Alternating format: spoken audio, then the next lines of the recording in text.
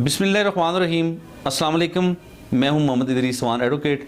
और दोस्तों, इंतहाई अफसोसनाक और ज़लमाना वाक़या ज़िला मानसरा में पेश आया, जहां पे एक ख़तून ने, एक नौबेहता ख़तून ने एक माह के बाद, शादी की सिर्फ एक माह के बाद, अपने ख़ावंद को इंतहाई बेदर्दी के साथ कत्ल करवा दिया। और ड्रामा ये रचाया कि जो डकैती हुई है, डकैती का एक ड्रामा क्रिएट किया गया।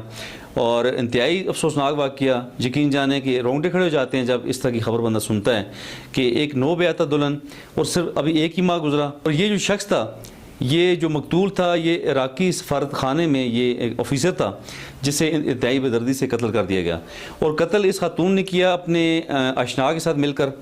एक शख्स था गुजरांवाला का रहायशी, जिसका नाम है मनान नामी शख्स, जिसके साथ इस खातून की दोस्ती हुई। और फेसबुक पे इस दोस्ती ने क्या रंग दिया और आखिर में इसका अंजाम क्या हुआ इस दोस्ती का, तो मैं हैरान इस बात पे हूँ।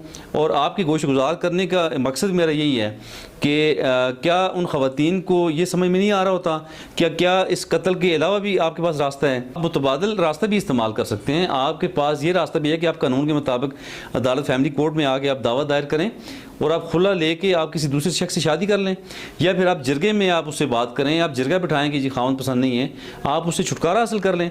तो दूसरी बात मैं यहाँ पे उन पेरेंट्स से ये कहना चाहूँगा कि जो पेरेंट्स अपनी बेटियों की शादियाँ ज़बरदस्ती करते हैं, कि खुदारा आप ऐसा ना करें कि ये जो इस्लामी आपका एक शरई हक है आपकी बेटी का, कि वो अपनी मर्ज़ी से शादी करे और अपनी पसंद या नापसंद का इज़हार करें।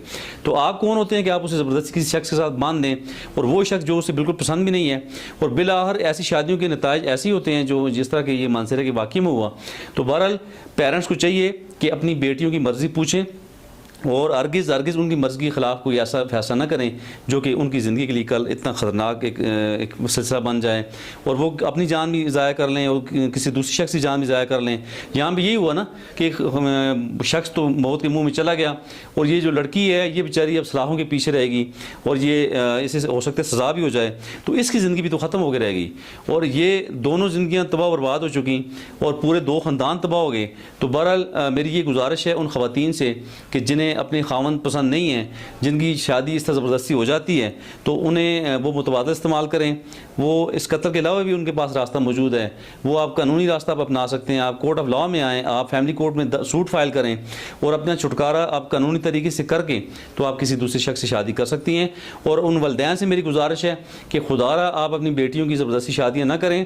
आप दीन इस्लाम के सुनहरी उसूलों के मुताबिक चलें, और जो दीन इस्लाम ने सुनहरी उसूल बताए हैं कि जी अपनी बेटे और बेटी से पूछ के उनकी शादी की जाए, तो इसे हम अपनाएं अगर, तो मेरे ख्याल में हम दुनिया में अमन ला सकते हैं।